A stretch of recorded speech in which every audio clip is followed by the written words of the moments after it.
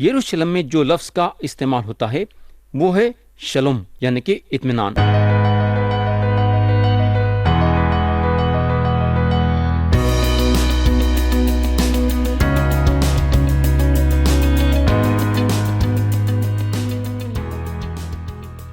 پیارے بھائی اور بہن، تو اب ہم یہ افسیوں کے خط کو شروع کریں گے، اور یہ خط میں آگے بڑھنے سے پہلے یہ خط کے بارے میں آپ لوگوں کو تھوڑا بہت بتانا چاہوں گا۔ جیسا آپ لوگوں کو یاد ہے کہ یہ خط پولس رسول لکھے، یہ خط اس وقت پولس کے ذریعے سے لکھا گیا تھا جب انہوں روما میں قید تھے۔ یہ خط جو ہے یسوع مسیح کے مردوں میں سے جی اٹھنے کے 60 سال بعد لکھا گیا۔ مگر اب سوال یہ پیدا ہوتا ہے کہ یہ خط کس ارادے سے لکھا گیا؟ یہ خط جو ہے اس لیے لکھا گیا تاکہ افسس میں جو ایمان رکھنے والے ہیں ان کے ایمان کو مضبوط کرنے کے لیے یہ خط جو ہے لکھا گیا۔ یہ خط جو ہے صرف افسس کی کلیسیا کے لیے نہیں تھا بلکہ دنیا کے سارے ایمان رکھنے والوں کے لیے ہے۔ یہ خط میں 6 باب اور 155 آیتیں ہیں۔ پیارے بھائی بہن، خدا کا جو محبت بھرا ہمیشہ کا ارادہ ہے وہ یہ ہے کہ خدا ہماری نیک ہدایت کرتا ہے اور اس کے ارادوں کو ہمارے زندگی میں آگے لے کے بڑھتا ہے اور ہمارے نجات کو سنبھالتا ہے۔ جب ہم خدا پہ بھروسہ رکھتے ہیں اور خدا پہ بھروسہ رکھنے کے ذریعے سے مسیح کی محبت کو ہمارے زندگی میں قبول کرتے ہیں تو اس کا ارادہ ہمارے زندگی میں پکا ہو جاتا ہے۔ ہمارا کام یہ ہے کہ خدا کے ارادوں کو ہمارے زندگی میں پورا ہونے کے لیے اپنے آپ کو پوری طریقے سے خدا کے حوالے کرنا چاہیے۔ تو پیارے بھائی بہن، اب ہم افسیوں کا خط باب 1 سے غور کرنا شروع کریں گے اور پڑھیں گے اس کی آیت 1 اور 2۔ یہاں پولس لکھتے ہیں، پولس کی طرف سے جو خدا کی مرضی سے مسیح یسوع کا رسول ہے، ان مقدسوں کے نام جو افسس میں ہیں اور مسیح یسوع میں ایماندار ہیں، ہمارے باپ خدا اور خداوند یسوع مسیح کی طرف سے تمہیں فضل اور اطمینان حاصل ہوتا رہے۔ پیارے بھائی بہن، پولس رسول کے جتنے بھی خط ہیں سارے خطوں کو دیکھتے ہوئے یہ خط جو ہے پولس کے بارے میں، یعنی کہ ان کا ہم سے ملانے کے بارے میں بس تھوڑا سا بتایا گیا ہے۔ پولس کے بارے میں لمبا چوڑا بھاشن نہیں دیا گیا ہے، بلکہ صرف اتنا بتایا گیا ہے کہ پولس مسیح کے رسول ہیں۔ یہ خط جو ہے پولس افسیوں کی کلیسیا کو تو لکھے، مگر یہ خط سارے ایمان رکھنے والوں کے لیے بھی تھا اور ہے اور آگے چل کے بھی رہے گا۔ تو یہاں پولس لکھتے ہیں، پولس کی طرف سے جو خدا کی مرضی سے مسیح یسوع کا رسول ہے۔ پیارے بھائی بہن، یہاں پولس جو لفظ نکالے ہیں وہ لفظ ہے مسیح یسوع۔ تو جو لفظ مسیح ہے وہ یسوع مسیح کا خطاب ہے، یہ بتانے کے لیے کہ واقعی میں یسوع مسیح کون ہے۔ شمعون پترس مسیح کے بارے میں یہ بولے کہ تو زندہ خدا کا بیٹا مسیح ہے۔ کیا بولے انہوں یہ بولے کہ تو زندہ خدا کا بیٹا مسیح ہے۔ یسوع جو ہے ان کا انسانی نام تھا۔ میرے بھائی اور بہن، یسوع مسیح جو 3 سال خدمت گزاری کرے، پولس اس طریقے سے نہیں جانے مگر ایک جلالی مسیح کی حیثیت سے جانے، جہاں ان کی ملاقات مسیح سے دمشق کے راستے پہ ہوئی۔ پولس ہمیشہ مسیح کے نام پہ زیادہ زور دیے، یعنی کہ انہوں مسیح کو مسیح یسوع کے نام سے بلاتے تھے۔ پولس اپنے بارے میں یہ بتاتے ہیں کہ انہوں رسول ہیں۔ اب سوال یہ پیدا ہوتا ہے کہ رسول کا مطلب کیا ہے؟ اگر کلیسیا کے پاس ایک اونچا درجہ ہو سکتا بولے تو وہ رسول کا ہو سکتا ہے۔ آج کوئی بھی کلیسیا میں رسول نہیں ہے، اور اس کی وجہ یہ ہے کہ رسول ہونے کے جو ضرورتیں ہونا ہے وہ پوری نہیں ہیں، نہ پوری ہو سکتی ہیں۔ تو یہاں چند ضرورتیں ہیں۔ پہلی ضرورت ہے रसूल जो है सीधे यीशु मसीह के मुंह से अपने काम की जिम्मेदारी लिए, यानी कि मसीह रसूलों को चुने और बताए कि उन लोगों को क्या करना है और क्या नहीं करना है। पौलुस ये दावा अपने खुद के लिए करे हैं। बहरहाल सारे के सारे रसूला मसीह के जरिए से चुने गए और मसीह उन लोगों के लिए खास काम मुकर्रर करे। यहोवा दूसरी जरूरत है कि रसूला जो हैं यीशु मसीह को उनके मुर्दों में से जी उठने के बाद देखे और पौलुस ये जरूरत को पूरी कर सके। तीसरी जरूरत है रसूला को जो खूबी दी गई थी वो खूबी उन लगा काम में लाए, उन लगा गहराई से कलाम को लिखे और पौलुस ये काम दूसरों से भी ज्यादा अच्छा काम करे। चौथी जरूरत है कि जो इख्तियार रसूलों को दिया गया था वो इख्तियार का इस्तेमाल करे। पांचवी जरूरत है उनके इख्तियार का जो निशानी थी वो मौजूज़े करने की ताकत थी। छठी जरूरत रसूलों को हर जगह कलीसियाएं कायम करने का काम दिया गया था। ये 6 जरूरतें पौलुस एक रसूल होने के जरिए से पूरी करे। तो इफिसियों के खत में पौलुस लिखते हैं, पौलुस की तरफ से जो खुदा की मर्जी से मसीह यीशु का रसूल है। तो प्यारे भाई बहन, पौलुस का रसूल होना अपनी खुदी की मर्जी से नहीं था। उन्होंने गलतियों की कलीसिया को बाकायदा लिखे, जहाँ बाब 1 और उसकी आयत 15 और 16 में लिखा हुआ है, लेकिन जिस खुदा ने मुझे मेरी माँ के पेट ही से मखसूस कर लिया और अपने फजल से बुला लिया, जब उसकी ये मर्जी हुई कि अपने बेटे को मुझ में जाहिर करे ताकि मैं गैर कौमों में उसकी खुशखबरी दूं। तो ना मैंने गोश्त और खून से सलाह ली। प्यारे भाई बहन, उनके रसूल होने के हैसियत से पौलुस बार बार ये बताएं कि उन्होंने अपनी मर्जी से रसूल नहीं बने बल्कि खुदा की मर्जी से।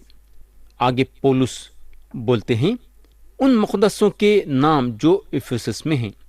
तो ये जो लफ्ज़ मुक़द्दस है उसका मतलब है पाक या सबसे अलग।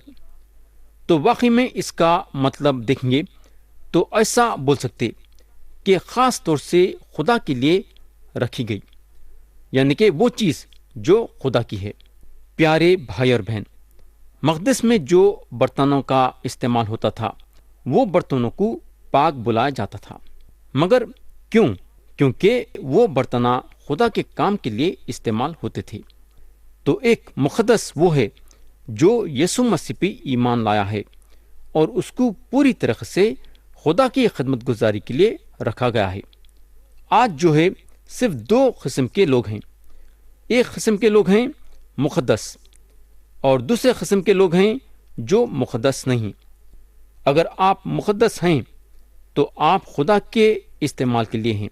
यहोवा आगे पौलुस बोलते हैं जो इफिसस में हैं। मेरे भाई और बहन, ये बात को हम देख चुके हैं। आगे पौलुस बोलते हैं और मसीह यीशु में ईमानदार हैं। ये वो लोग हैं जो यीशु मसीह में ईमान रखते हैं। ईमान रखने वाले और मुक़द्दस एक ही है। एक मुक़द्दस जो है मुक़द्दस के हैसियत से चलना है और एक ईमान रखने वाला वफादार रहना है। एक ईमान रखने वाला वो है जो यीशु मसीह पे भरोसा रखा है और एक मुक़द्दस भी वो है। आगे पौलुस बोलते हैं मसीह में, ये एक ज़बरदस्त बात है। उन्होंने क्या बोलते हैं? मसीह में। अब सवाल ये पैदा होता है कि जब यहाँ ये लिखा हुआ है कि मसीह में, तो इसको हम कैसा समझाना चाहेंगे? मसीह में का मतलब ये है कि पाक रूह के बपतिस्मे में मसीह के साथ बंधे जाना, यानी कि हमको यीशु मसीह पे ईमान रखने वालों के बदन में रखा गया है। भाई और बहन, मसीह में रहना नजात का एक बहुत बड़ा काम पूरा हुआ है। एक साहब बताने को लगे कि जो लफ्ज़ में है वो नया अहदनामा में 130 मरतबा इस्तेमाल हुआ है। यानी कि ये लफ्ज़ मैं का जिक्र नया अहदनामा में 130 मरतबा हुआ है। यीशु मसीह यूहन्ना की इंजील बाब 15 और उसकी आयत 4 में बोलने को लगे, तुम मुझ में कायम रहो और मैं तुम में। तो यीशु मसीह पे ईमान रखने वाला यीशु मसीह में है और यीशु मसीह पे ईमान रखने वालों में है। यानी कि हमको यीशु मसीह में जोड़ दिया गया है। सिर जो है बदन में है और बदन सिर में है। मेरा और आपका बदन हिल नहीं सकता जब तक कि सिर आगे ले लेके नहीं बढ़ेगा। कलीसिया जो है यीशु मसीह का बदन है, यीशु मसीह में है और यीशु मसीह कलीसिया के सिर हैं। प्यारे भाई बहन, मैं ये महसूस करता हूं कि रोमियों और पहला और दूसरा कुरिन्थियों और गलतियों के साथ इफिसियों के खत, ये खतों के साथ ऊंचा दर्जा देना चाहिए। मैं ये महसूस करता हूं कि ये खतों के जरिए से आपको और मेरे को एक जिंदा पैगाम मिलता है। ये होगा आगे पौलुस बोलते हैं, फजल और इत्मीनान हासिल होता रहे। तो पहले हम उठाएंगे फजल। फजल जो है पौलुस के जमाने में सलाम करने का एक तरीका था। इसका जो यूनानी लफ्ज था वो था चेरिस। दो लोग सड़क पे मुलाकात करते थे और एक दूसरे को बोलता था चेरिस। यह होगा। अब हम ये लफ्ज इत्मीनान को उठाएंगे। मजहबी दुनिया में जो सलाम होता था वो था इत्मीनान। ये लफ्ज का आप यरूशलेम में इस्तेमाल होते हुए सुनेंगे। यरूशलेम में जो लफ्ज का इस्तेमाल होता है वो है शलोम, यानी कि इत्मीनान। पौलुस ये दोनों लफ्जों को उठाते हैं जो कि वो दिनों का एक आम सलाम था और ये दोनों सलामों को एक जबरदस्त मतलब देते हैं और ये दोनों लफ्जों को ऊपर उठाते हैं। खुदा का फजल वो जरिया है जिसके जरिए से खुदा बचाता है, यानी नजात देता है। आपको खुदा के फजल के बारे में जानना जरूरी है। खुदा के इत्मीनान का मर्तबा हासिल करने के पहले आपको खुदा के फजल के बारे में जानना जरूरी है। पौलुस हमेशा इत्मीनान से पहले लफ्ज फजल का इस्तेमाल करते थे। इत्मीनान का तजुर्बा हासिल करने से पहले आपको फजल हासिल होना जरूरी है। आमतौर से ये इत्मीनान जो दुनिया के हिस्सों में इस्तेमाल हो रहा है, जिसको हम अंग्रेजी में वर्ल्ड पीस बोलते हैं, मगर हमको मालूम होना चाहिए कि दुनिया जो है इत्मीनान के बारे में नहीं जान सकेंगी जब तक कि दुनिया खुदा के फजल को नहीं जानेगी। और ये पक्की बात है कि ये दो लफ्ज बाइबल शरीफ में से लिए गए हैं, मगर दुनिया में ये दो लफ्जों का मतलब वैसा लिया नहीं जाता है जैसा बाइबल में लिया जाता है। इत्मीनान हमको उस वक्त हासिल होता है जब हम यीशु मसीह पे ईमान लाते हैं और हमारे गुनाहें माफ होते हैं। हमारे गुनाह जब तक माफ नहीं होंगे जब तक कि हम खुदा के फजल को नहीं जानेंगे। खुदा का फजल कौन है? यीशु मसीह। ये होगा। आगे पौलुस बोलते हैं, हमारे बाप खुदा और खुदावन यीशु मसीह की तरफ से तुम्हें फजल और इत्मीनान हासिल होता रहे। तो फजल और इत्मीनान हमारे बाप खुदा के तरफ से है, बल्कि खुदा हमारा बाप बन जाता है जब हम फजल का तजुर्बा हासिल करते हैं और रूह के जरिए से नए सिरे से पैदा होते हैं। इसके अलावा फजल और इत्मीनान खुदावन यीशु मसीह की तरफ से भी आता है। अब सवाल ये पैदा होता है कि पौलुस जो हैं ये क्यों नहीं बोले कि फजल और इत्मीनान खुदा की रूह के जरिए से भी आता है? क्या पौलुस त्रिएक में जो है यकीन नहीं करते हैं क्या? बिल्कुल यकीन करते हैं, लेकिन पौलुस इसलिए नहीं बोले कि फजल और इत्मीनान खुदा की रूह के जरिए से भी आता है क्योंकि खुदा की रूह इफिसस में यीशु मसीह पे ईमान रखने वालों के दिल में थी। यीशु मसीह जो हैं आसमान में खुदा की दाहिनी तरफ बैठे थे और बैठे हैं। मेरे भाई और बहन, हम जो हैं हमारे ज्योग्राफी को सीधा रखना चाहिए जब हम बाइबल शरीफ पढ़ते हैं। तो मेरे दोस्त, पौलुस की तरफ से जो खुदा की मर्जी से मसीह यीशु का रसूल है, ان مقدسوں کے نام جو افسس میں ہیں اور مسیح یسوع میں ایماندار ہیں۔ ہمارے باپ خدا اور خداوند یسوع مسیح کی طرف سے تمہیں فضل اور اطمینان حاصل ہوتا رہے۔ تو یہاں میں کلام کو ختم کرنا چاہوں گا اور اس وقت ہم پھر سے کلام میں آگے بڑھیں گے۔ خدا ہم سب کو آج کے کلام کے ذریعے سے برکت دے، یسوع مسیح کے نام سے آمین۔